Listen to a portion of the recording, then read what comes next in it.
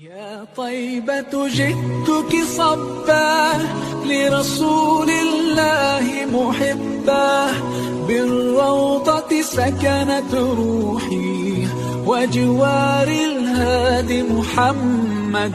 يا طيبة جئتك صبا لرسول الله محبا يا طيبة جئتك صبا لرسول الله محبا.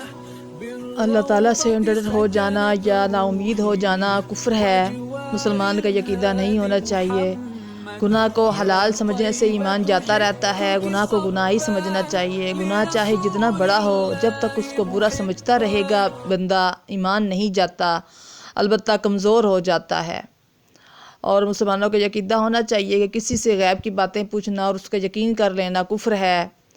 اور یہ بھی عقیدہ ہونا چاہیے کہ غیب کا حال سوائے اللہ تعالیٰ کے کوئی نہیں جانتا. البتہ نبیوں کو وحی سے اور ولیوں کو کشف اور الہام سے اور عام لوگوں کو نشانیوں سے بعض باتیں معلوم بھی ہو جاتی ہیں. اور ہماری عقیدہ ہونا چاہیے کہ کسی کا نام لے کر کافر کہنا یا لعنت کرنا بڑا گناہ ہے. جو مسلمان ہیں ان کو کافر نہیں کہنا چاہیے. کافر کہنا منع ہے اور حرام ہے.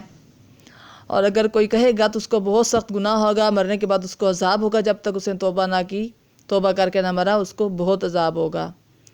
اور کسی مسلمان پر لعنت کرنا بھی حرام ہے. ہاں، یوں کہہ سکتے ہیں کہ ظالموں پر لعنت ہو یا جھوٹوں پر لعنت ہو. اگر جن کا نام لے کر اللہ رسول نے لعنت کی ہے یا ان کے کافر ہونے کی خبر دی ہے، ان کو کافر ملعون کہنا گناہ نہیں ہے.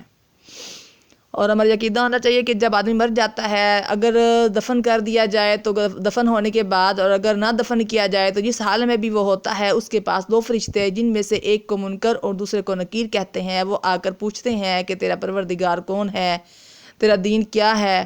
حضرت محمد رسول اللہ صلی اللہ علیہ وسلم کو پوچھتے ہیں کہ یہ کون ہے. آپ کی تصویر یا آپ کو سامنے کر دیا جاتا ہے، پردے ہٹا کر آپ کی شکل مبارک دکھائی جاتی ہے قبر کے اندر یا مردہ جہاں بھی ہوتا ہے. اگر مردہ ایماندار ہوا تو ٹھیک ٹھیک جواب دیتا ہے. پھر اس کے لیے سب طرح کی چین ہے. جنت کی طرف کی کھڑکی کھول دیتے ہیں جس سے ٹھنڈی ٹھنڈی ہوا اور خوشبو آتی رہتی ہے اور وہ مزے میں پڑھ کر سو رہتا ہے. اور اگر مردہ ایماندار نہ ہوا تو وہ سب باتوں میں یہی کہتا ہے کہ مجھے کچھ خبر نہیں. پھر اس پر بڑی سختی اور عذاب قیامت تک ہوتا رہتا ہے. اور بعضوں کو اللہ تعالیٰ اس امتحان سے معاف کر دیتا ہے، مگر یہ سب باتیں مردے کو معلوم ہوتی ہیں، ہم لوگ نہیں دیکھتے. جیسے سوتا آدمی خواب میں سب کچھ دیکھتا ہے اور جاگتا آدمی اس کے پاس بے خبر بیٹھا رہتا ہے. اور ہمارے عقیدہ ہونا چاہیے کہ مرنے کے بعد ہر دن صبح اور شام کے وقت مردے کا جو ٹھکانہ ہے وہ اس کو دکھلا دیا جاتا ہے. جنتی کو جنت دکھلا کر خوش کر دیا جاتا ہے اور دوزخی کو دوزخ دکھلا کر اور حسد بڑھاتے ہیں. اور ہماری عقیدہ ہونا چاہیے کہ مردے کے لیے دعا کرنے سے کچھ خیر خیرات دے کر بخشنے سے اس کو ثواب پہنچتا ہے اور اس سے اس کو بڑا فائدہ ہوتا ہے. اور مردہ اس انتظار میں ہوتا ہے کہ اس کے جو رشتہ دار دنیا میں زندہ ہیں وہ اس کے لیے کچھ خیر خیرات کریں یا اس کو کچھ ثواب پہنچائیں، کچھ قرآن پاک پڑھ کر، کچھ تسبیحات پڑھ کر بخشیں. وہ انتظار کرتا رہتے ہیں ہر وقت، تو اس لیے ان کو پڑھ کر بخشنا چاہیے.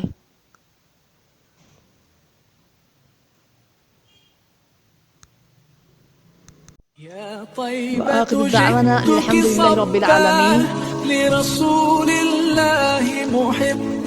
اور ویڈیو کو لائک اور شیئر کریں، اس کو آگے دوسروں تک پہنچائیں. دعا میں یاد رکھیے گا ویڈیو کو لائک اور شیئر لازمی کریں.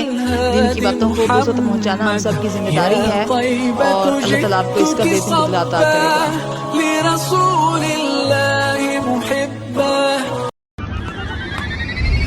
حبيبي يا محمد يا نبي سلام